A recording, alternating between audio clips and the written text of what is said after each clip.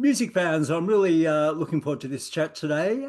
We've got Brett Wood, Australian singer, songwriter, guitarist, solo artist in his own right, and also guitarist with Pete Murray. Also thrilled to have Chris Whipper Layton, known as Stevie Ray Vaughan's drummer in Double Trouble, Archangel, Storyville, currently with Kenny Wayne Shepherd. Welcome, both of you. Thank you. Thank you, mate. Good to be Thanks, here. buddy. Just for some context, Brett, you're working on your second solo album. I believe Chris plays on four tracks. Yeah, actually five, just that the fifth one just needs a little more work, you know. So, where did the notion come from to ask the legendary Whipper to play on this record? But we did meet once, Whip. I don't know if you were working it was like a Tuesday night somewhere in Austin at the Continental Club. Right? And my then wife and I were on a honeymoon and she was walking up the street to get coffee and she came back to the hotel and said, Chris Layton, that's the drummer from Stevie's band, right? And I went, yeah, yeah. And she said he's playing with a band called Frogleg tonight. Oh, with Gary Clark. Yeah. Yeah, we had a little band with, little band. No kidding. That's wild. I think we did like 5 gigs. No kidding. Yeah, most of them, I think 4 of them were at the Continental and one of them was somewhere else. Oh, that's wild. Well, I was glad to catch it, man. I was blown away that night. We were there before you got there, and you just w walked in with all of your drums in gig bags off your shoulders. It looked like The way you do it, man, until you get famous enough for somebody to help you. You get enough money to pay somebody to give you a hand. I'm working my way towards it, bro. It's a long journey. Yeah, it's been a long one. Yeah. If I may get back on topic about Brett's music, what when you received the music Whipper, what was it about the material that you thought you might like to contribute to it? I just liked what I heard. That's pretty much that simple. I thought, man, this guy's really talented. You know what? And the other part of it, Brett, and Greg, is that he reminded me of my old bandmate and old friend Doyle Bramhall too. We call him Junior. I went, yeah, it's kind of reminiscent of that. Kind of got that thing. It's pretty cool. But I just liked it. And I went, you know what? That's kind of how I do things. People offer me money to do things, and sometimes I go, yeah, I don't really want to do that, or sometimes people, don't have much money, but I want to do it. So those are kind of, or people maybe offer me really good money and I want to do it. That's a great combo too. So, that's kind of how I pick and choose, but that's kind of what happened in this case. I went, I like that. I'd like to be a part of that. That was that simple. Yeah. So when you receive the tracks, and just in general, when you receive tracks, do you instinctively know what you're going to add, or do you try various different things before you arrive at your final thought? I'm when I get a track or something in that case, or even whatever session I'm doing, just sit down and give it a go and see if it feels right. And if it doesn't, I just kind of see what doesn't feel right about it. It's not really much of an intellectual process for me. Because what I do, I think, most of what I do is pretty simple. And but the one thing that's always kind of rules the day is this a good feeling performance? Yeah. Um, so yeah, Brett and I talked about this right after he sent me the tracks that I looked at, and then ultimately the ones I played on. We had a conversation about that. Yeah, I mean, as a live player, I mean, the world that we live in now was so remote back when I got started that as time went, I mean, back in those days, rather, uh, guys sat down, and this is all we ever did in Double Trouble was when somebody would come up with something, and we'd start playing it, and we go, you know what, something doesn't feel right, and so we do things until it started feeling right, and let that take us wherever we were going to go, instead of saying we're going to go there now. How do we make it fit? Mm. Yeah. Yeah. And Brett, once Whipper agreed to work with you and you knew he was on board, Mm. Did that then challenge or push you in unexpected ways? Um, the challenge was one of the first challenges was being embarrassed to send him my demo drumming that I did downstairs here in this studio. And he was you were so kind, thank you, brother. He was like, "No, I think that's kind of the right idea." But yeah, the other challenges were more so. I just did it to a click track, so I was trying to really capture the pocket and the grooves, and shuffles are a weird thing because yeah, everybody shuffles a little different, and it moves in of itself. I'm sure you would agree, Whip. It's not like a set thing. It's got to feel good wherever it's going. And so yeah, I guess that was the challenge, was doing it to a click track and trying to make it feel natural. So I grabbed like a newspaper and just kind of played on the newspaper, and I did that for myself while the click was going, and then I was able to send it feeling like it was as musical as I could get it. But yeah, that was the challenge. And also the guitars were often guides. So then the other challenge was, once I got these like mint, beautifully played, beautiful sounding drums, I'm like, oh man, some of my guide guitars sound like trash. So I got to make these sound good, but still make it fit, and make it groove. So Yeah. Whippy, you played with Stevie Ray, Kenny Wayne, Charlie Sexton, Dave Grissom. I'll add Brett to this question as well. What attracts you to playing with vibrant, expressive lead guitarists? I kind of fell into every one of these situations, other than with Stevie. Well, no, this is not true. Let me think about this. Uh, Actually, it was kind of a well, I don't know if you call these in cosmic order. I don't know if this was an accident or not, but I went out to go see a band that a friend of mine was playing in, and their drummer was late, and he convinced them that nobody knew me except my friend. They said, "Let's get him up here. He's good. We the when the band needs to start going." Stevie was in that band, and I went, "Man, this guy's got." He wasn't the guy that everybody came to know, but he had a thing, and I went, "Man, that guy's like."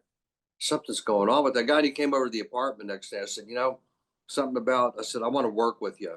I said, I want to work with you. I said, no matter, I don't care where we go, how much money we make, how we do it, or any of that. So I actually quit a well-paying touring band to do this, and went into the, how should I say, the hinterlands of a career idea. But after that, I mean, what had happened with all that was that people said, "Oh wow, he played with Stevie. Maybe we ought to get him on our guitar thing or whatnot." But the weird thing is that the Archangels and even Storyville were bands that I prompted the origin of. The Archangels was my idea, and I named the band, and everyone thought, "Yeah, sure." So I don't know how much that had to do with all these things of like status and providence and provenance, and like, oh well, you played with him, so this is partly valid to begin with. I don't know what goes through people's minds about that, but from then on, a lot of guitar players, and that was the case with Storyville too, um, but a lot of guitar players will call me and say, "Hey man, will you be on my record, or will you do this, that, or the other?" And I go, maybe it has something to do with all that, as opposed to me choosing guitar players, you hmm. know, that I want to play with. Because, um, I played in a lot of guitar-driven bands, and when I play in bands that aren't guitar driven, it's kind of pretty refreshing. Brad, no, no, it's nothing, nothing. Anybody's like, wow, it's kind of cool that playing music and it's not like all guitar solos all the time. It's kind of Yeah. cool when I've been doing that for decades. Well, I remember you mentioning that, but just before Stevie passed, that he was talking about doing a record with brass and like some horn arrangements and all that stuff, and I'm sure that would have been a good time too. Yeah, I even asked me what I thought about strings ending up on our music. I went, wow, this is pretty wild. So that was a real kind of an exciting conversation. Unfortunately, it was about 15 minutes before he left our planet. And Oh man, so, but yeah. that never happened. But yeah, that was probably, I think the thing that, he and Tommy and I, as that reference, had, is that we kind of didn't really have any limits, and we didn't confine ourselves by like, is this appropriate? Is it the right genre kind of thing? Is it, you know, the right classification? Either I was talking to Mitch Mitchell about this one time, and he was talking about, you know, him working with Hendrix, and he Wow. said, no, we didn't. He goes, our music was just our music. We didn't think in terms of anything other than us playing together, and whatever we liked, we called that our music. We didn't call it anything other. I went, that's exactly how we looked at it. You know, we weren't playing blues or rock blues, all these kind of genre categories. It was like we just played what we did, and when we felt like it was good, then we go, well, we're going to keep that. I guess that's our next music. Mm. Yeah. Yeah, no labels. One thing I was interested in learning about Whipper, recording with John Hammond, the famous producer on Texas Flood. What was his philosophy on getting a good performance in the studio? And did he have any set ideas on capturing drums? No, he didn't have any input on any of that. In fact, um, I've never worked with him, but the more I hear people talk who have worked with him, or I hear him, not hear him speak, but people who've worked with him, he kind of reminded me of a forerunner of like Rick Rubin. Um, he just kind of sat in the studio, and when he heard something, he'd say, "That's it. That is you. That you guys," goes, that's it. That's it right there.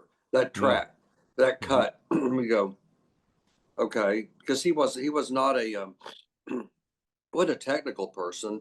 I don't, you know, John was he was a fabulous human being, and he had a sense about things. And mainly, I think, you know, the real thing about us and John Hammond is that he knew of the band and he loved the band. And he was kind of a rare person who loved the band just as it was, not as a record executive or future producer. Say, well, if I could just get this drummer and I'll get that keyboard player and these guys and put them with this guy, and then we could do this, that, and the other. John was like, you guys are wonderful. You guys, as you are wonderful. But he was responsible for getting us signed to our label. So he kind of basically opened the most important door, which is the one that, you know, at that point in time could be closed to so many people. He just said, here, let me open the door. You guys are great. Now walk through it. And he kind of sat there with us while we did it.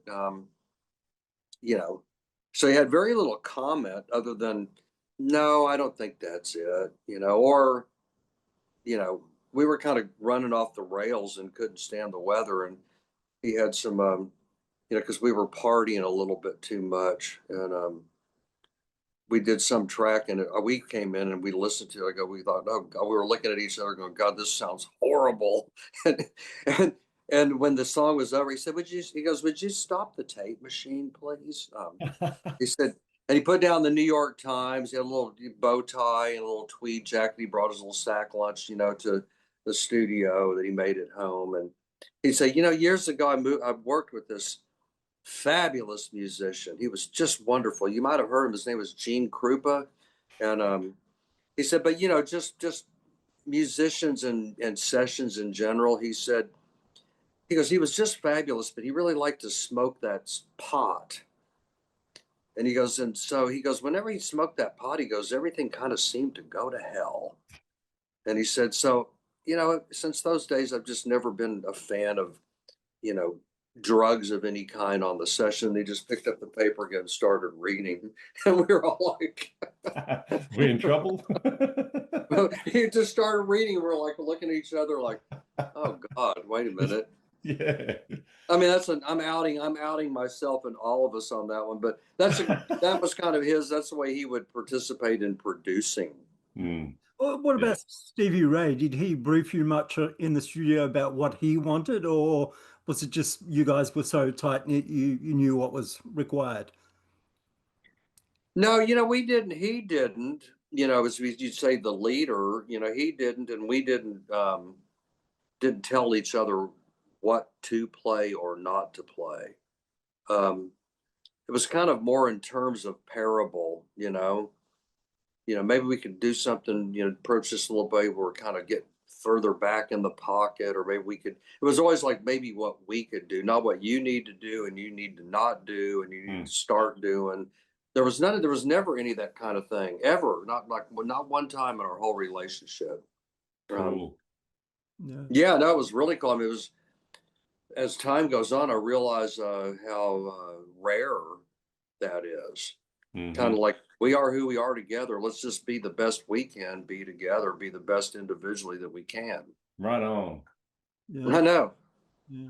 So when, for instance, like Brett gives you some tracks or anyone gives you tracks, do you just work on the kit that you have set up in your studio, or do you think I might need this snare for this, or do you mix up your drum kit?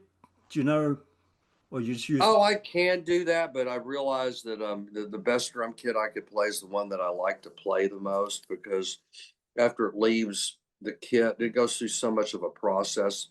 It's amazing how one drum kit can sound limitless different ways.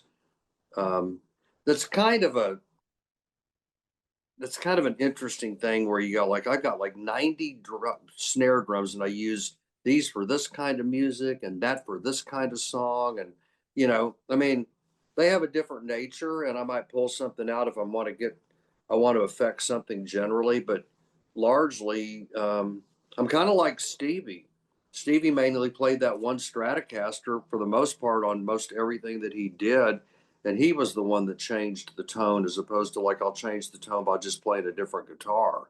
Mm. And so there's, I mean, I do switch things up. It's something that I sense about what I might be able to more comfortably play towards a piece of music than, um, the probably the one caveat to that is I've got a set of like wooden shelled snare drums, and then but primarily I kind of play metal drums. So it'll be more like, am I going? Maybe this song calls for like a wooden shell drum instead of a metal one, as opposed to like a specific instrument. Yeah. Mm. And how do you like to mic your drums? I I I know when I mean I let the engineer do that. I kind of stay in my lane on that one. Yeah. But sometimes I do sessions where I can see that the engineer, even for his own good, is maybe not doing something that should probably be done, for my sound. Otherwise, I mean, in everything, whether it's a mix engineer, a recording engineer, or it could be anybody, even technical, a drum tuner or somebody who's handling electronics like amps or guitars. It's like these people, I've had the pleasure of working with some really great people, and they know what they're doing more than I know about what I think they should or should not be doing. Yeah. Yeah, as It's like, somebody might say, my dad used to say, "Yeah, that guy knows just enough to be dangerous," or the old saying that sometimes we can know a lot about a little, but we don't know. We can know a little about a lot, but not a lot about very little. So I know quite a bit about what I do when it comes to like stuff like miking. You go, you know what? I know you know more about this than I do because that's where you live. yeah. So And um, Chris Bell did a great job, brother. The drums came up sounding great. yeah, no, and Chris is great. I said, Chris, what do you want to do? He goes, just set them up however you want to, and I'll set the stuff up, and we'll just away we'll go. And we just did it. It was like a 10-minute deal. Yeah. He knows what he's doing, and he takes it that I know what I'm doing, and so. Man, I remember that session was quick too. I knew before I went to bed, and I was going to bed late because I was excited that you were going into the session that day. And I had an early flight, and I was at the airport at like 5:30 in the morning, and I'd only been to sleep for like 3 hours because I was too excited. And I called you and said, "Hey man, do you want to maybe just set up your camera just for me, just for my own posterity?" And you're like, "Man, the drums are already in the car." Like you were fast, bro.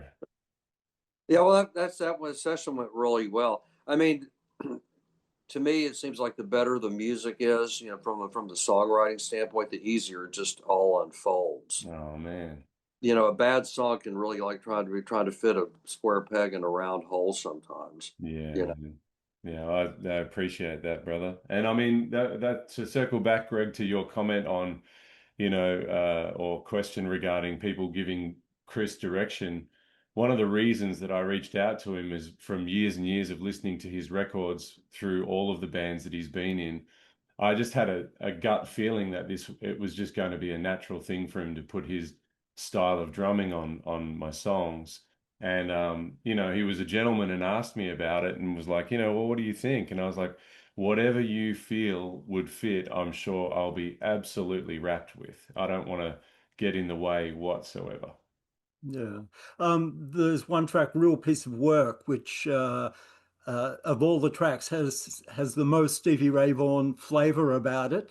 Mhm. How were you feeling about giving that track to Whipper? Yeah, I felt like when I hit the space bar on it, I felt like I'd pulled the pin out of a grenade and I was just waiting. But I remember the response was cool tunes, Brett. I got that email from you, brother, and I was like, man, I can't believe this. I didn't sleep that night either. Cool tunes, Brett. I kept going around in my head. Wow, that's cool. Oh, wow. Well, that's good. That's nice, I think, right? Yeah, man. Yeah, and yeah, it was. That was probably the one, Greg, that I was the most nervous about. But the 15-year-old Brett, that I'm 45 now, but the 15-year-old me was just going, do it, send it to him. Yeah, I know that 15-year-old. Yeah, man, he was having fun. Yeah. Uh, Yeah. Whipper, is there a track in your career that you're most proud of for the drum part that you laid down? Mm. Oh, you know what? One that I really actually, I don't really tend to like favorite songs per se, but um, one song I really kind of dig is what we did, the Sly Williams track. It ended up on the Skies Crying, called Boot Hill. Yeah.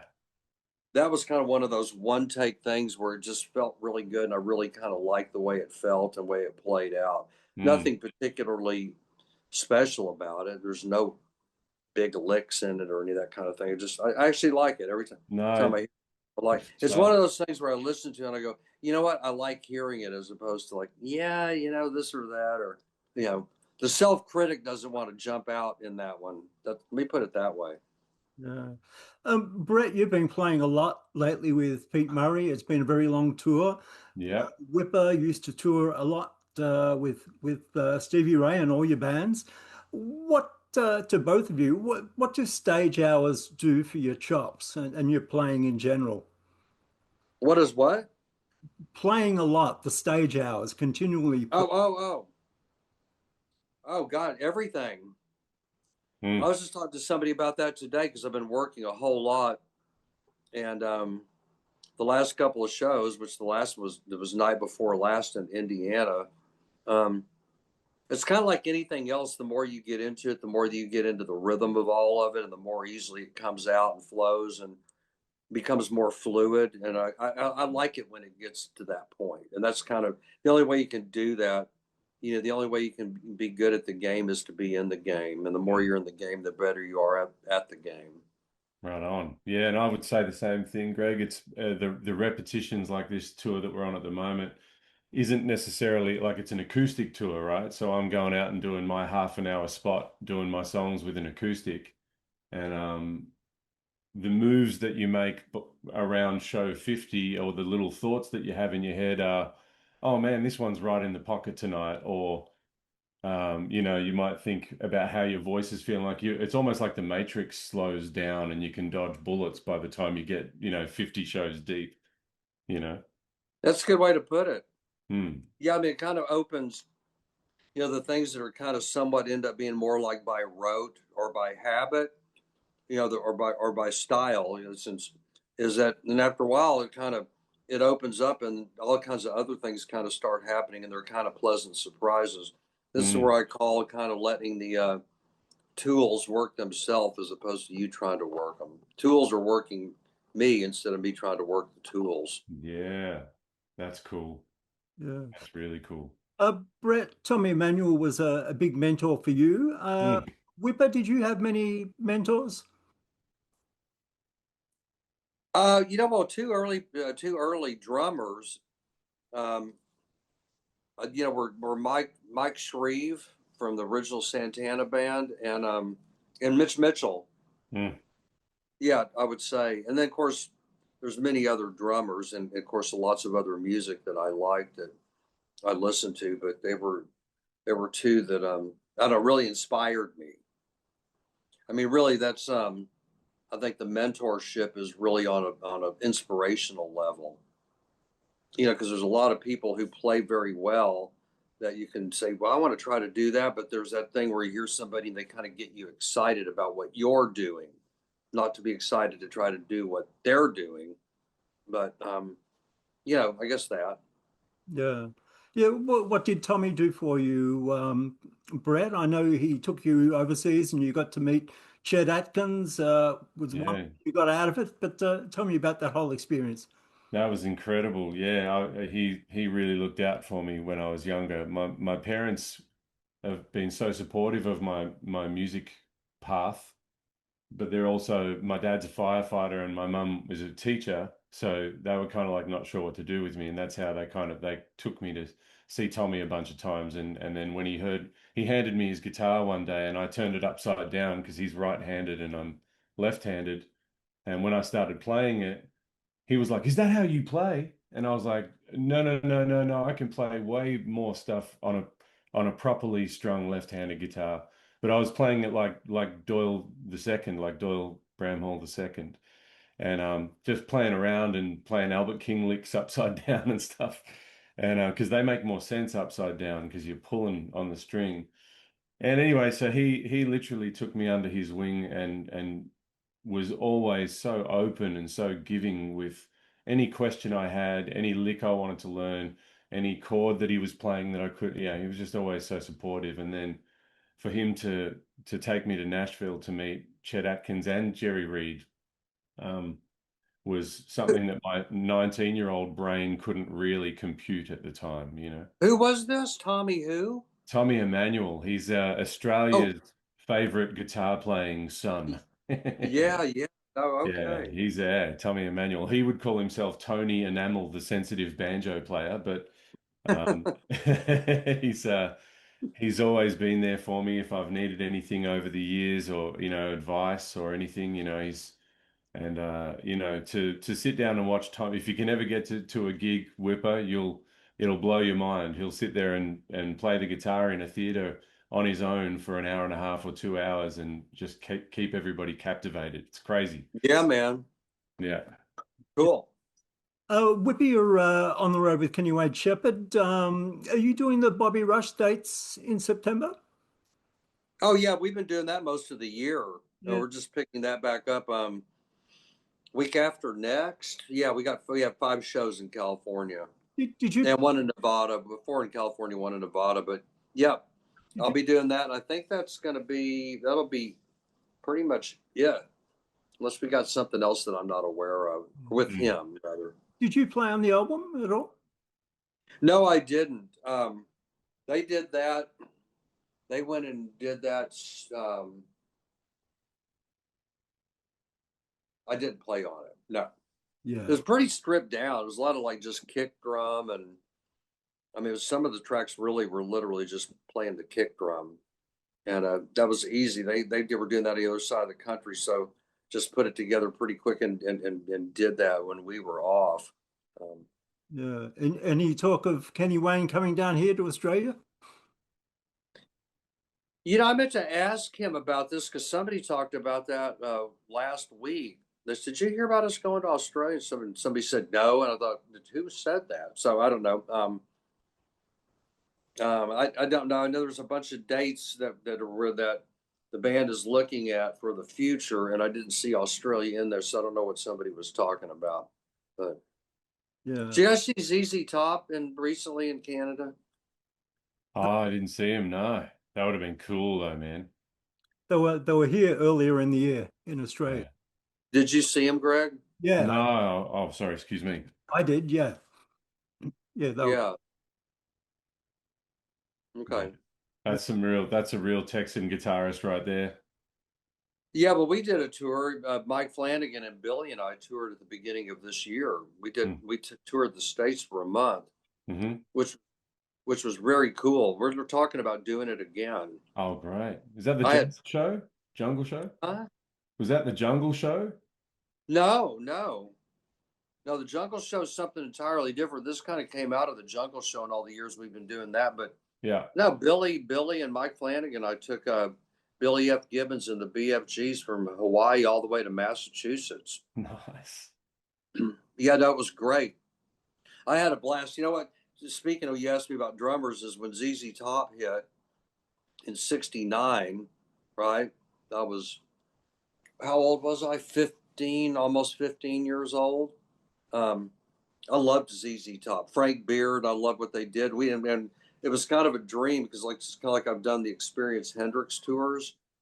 Um, we were doing a bunch of old ZZ Top stuff from like the first 3, 4 records. That was kind of what our playlist for the evening was. Awesome. Certified blues, and of course, we did stuff.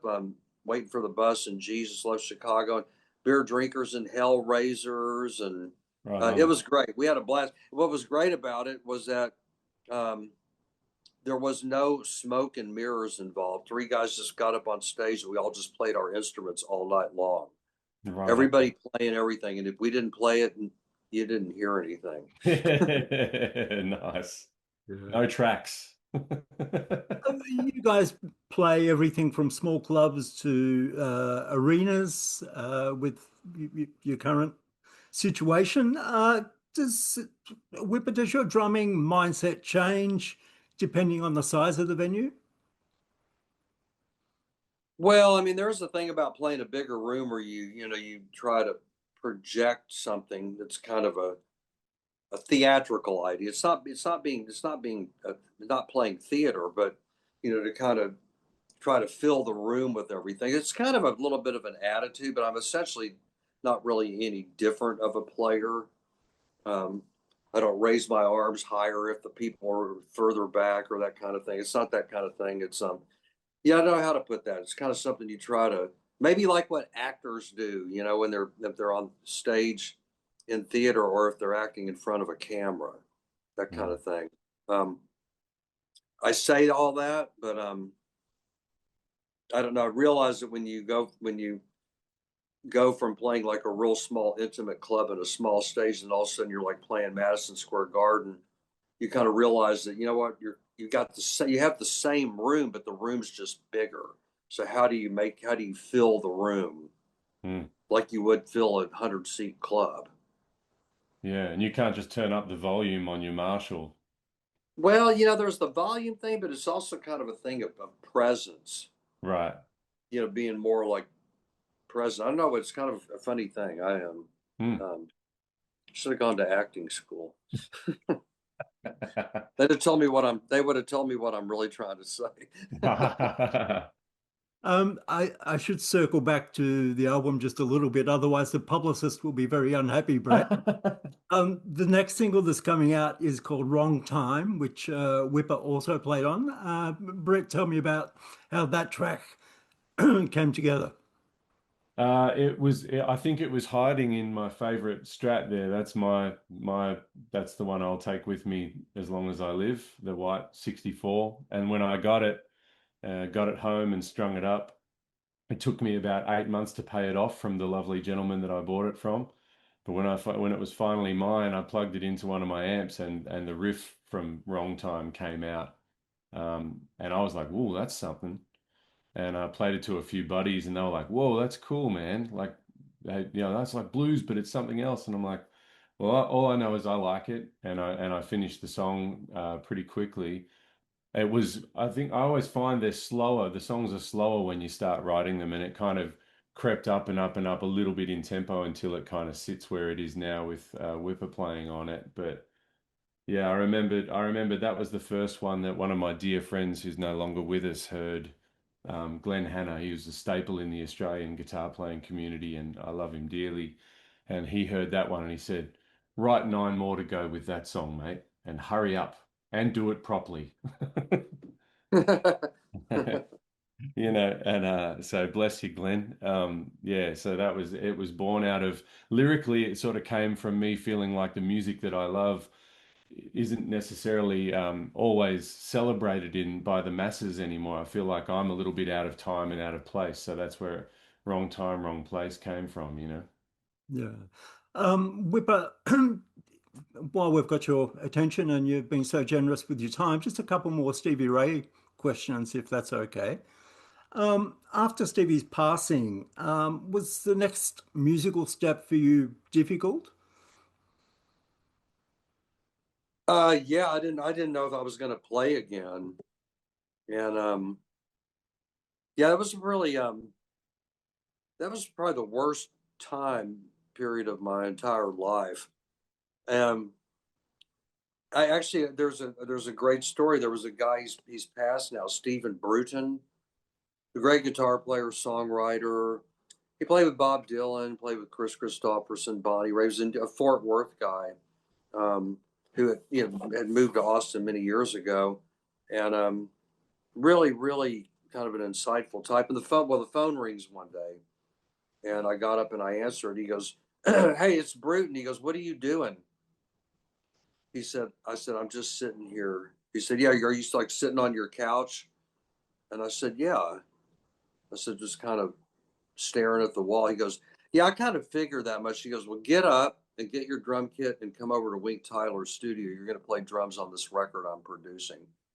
I went, "Yeah, I don't think I can do that." He went, "No, you know what? You can do it, and you're going to do it. And if you're not here within 2 hours, I'm going to come find you, and I'm going to drag you over here to do it." And I went, "Shit, okay." Hung up the phone and got a drum kit and went over there and spent 4 days doing this record. And when I was done, I went, "You know what? I'm back in the game. I think I can play again." And Yeah. so that's kind of how I got back into playing. Yeah. Bless that guy. Yeah, I know. You know what? You know what? It was one of those. It's one of those. I call it a God moment, where somebody the phone just rings. They go, "Yeah, I know what you're doing. You're going to stop doing that right now and start doing something." And it was like a command, and I went, "Okay, Yeah. I'll do what you say." And it was beautiful. It was beautiful, and so I was back at it. Right on. Other question? You Uh, have another? yeah, one more. Oh, Just the David Bowie Let's Dance sessions. Were you and Tommy ever asked to be part of that? oh no. I kind of knew that when I first met David Bowie and we sat and talked. I go, "This guy doesn't care about us. He wants Stevie and really nothing else." That was just my instinct, you know. Um, I think I've got pretty decent instincts about people. I went, "He's fun. He's a cool guy. It's nice talking with him, but he doesn't want to have anything to do with. He knows what he wants, and it's not us." Wow. Even though he said, "Oh yeah, it's it'd be great. It would be great," and all these different things. But I thought, no, he and he should want Stevie. He was blown away. He said, "Never seen anything like it." I went, "Yeah, I know what you're talking about," and Did so Stevie no. find it weird that he mimed the guitar solo in that clip? Did he ever say anything about that? Yes, he did. Yeah, Yeah, right. he didn't like it at all. He goes, "That's bullshit." He goes, "That's the same thing as telling a lie." You know. That He goes, ain't "He him. didn't play that. He's got that white glove on too. What's that all What's about?" he doing? Up on the rock, it's like Yeah, somewhere in it's like, outback Australia. "Yeah, right. I know." I go, "He's down. That's in Australia. And it looks like Australia." It's like, "Yeah, man, that's bullshit." Stevie Uh, was kind of. He goes, That's not him. That's me. He's playing my. Stevie rarely said things like that, but I could tell that one kind of got under his skin. well, as a fan too, I always found that strange. I was like, that's weird. Oh well, the Yeah. hell. Yeah, what are you gonna do? I know. So, Brett, do you have a deadline for this album, and does it have a name? Oh, the word deadline. Maybe I'll call the record that. No, we're gonna call the record Barely Get By, which is a track that when I heard Whipper's drums on it, I remember I got the files and I was driving up the highway to go and do a gig, and I quickly bounced them into my session. And I was listening to that track and was super, super excited and just go, I can't believe I could hear the personality of him on my song, and it all just bubbled up inside me. And I went, this has got to be the title track. And I remember Whipper telling me a story about Barely Get By, that it was like that was the test take or something, Chris. There was like you guys were just going for sounds or something. Yeah, I mean, maybe hard to say at this point. I can't remember, but I kind of don't really remember what I do or what happens. I just kind of, yeah, Well, I I remember know, you you saying know. I'm I sorry I'm remember not you. much help here. No, you're okay, brother. I remember. I remember because you mean so much to me, mate. I remember you said you went for sounds, and you said to Chris, "Well, I think Chris said, well, that all sounds like the mics are in a good spot. Should we go for one?" And he captured that first one, but you started the intro to it again, and I think you said you put your sticks down and said, "Do you want to, you know what? Do you want to just have a listen?" And Yeah. Yes. it's a one taker. I remember this. Yeah, it's funny because everything kind of comes and goes. Like, was it the year before last? Yeah, Kenny Aronoff called me. Mm. And he said, "Man," he goes, "I can't say no." And I'm writing this book for Hal Linder. They have the 20 songs that every drummer should every drummer should hear. They're going to play drums. He goes, and Pride and Joy is on that list. He goes, so I'm transcribing this, and he goes, "What are you playing on that?" And I go, "Hell, I don't know." And he goes, "That's hilarious." He goes, "I'm trying to write it out, but there's some stuff going on in there, and maybe you can tell me what it is." I go, "I have no idea, Kenny." He said, "Can I put author's note? He had no idea." I'm like, "Yeah, sure, write it in there." I go, "I don't know. He doesn't know what he did." He said, "I haven't seen the book. I'm not sure if it's even out, but he said, that's great. That's brilliant." He said, "I'm going to make a little note here. The author says he doesn't know what he did." Perfect. Just Anyway, just to close up, Whipper, having heard Brett's music and played on it, any advice for this guy? just keep going.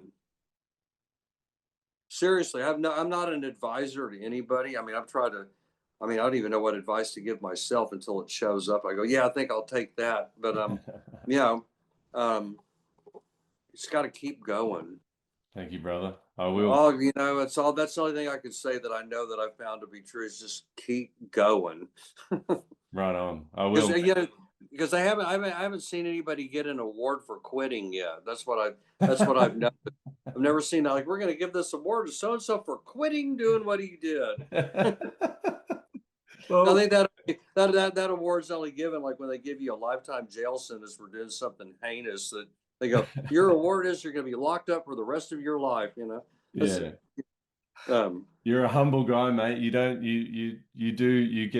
me some great advice when we were recording. Where by the time you got to the studio, I'd revamped a few of the songs, and you did the gentlemanly thing and called me up the day before and said, "Hey, I don't want to tell you how to do this, but you kind of felt like playing on the early versions that I did, and yeah, that was a John Hammond moment for me because I've been doing this all on my own, mate. I've been doing this by myself. So I appreciate your advice, man. You do give good. yes, yeah. Just yeah. You're welcome. Thanks, mate. well, Cool. Whipper, it's been a blast to chat with you, and Brett, it's been good to see you again, and thank you Likewise, mate. for your time.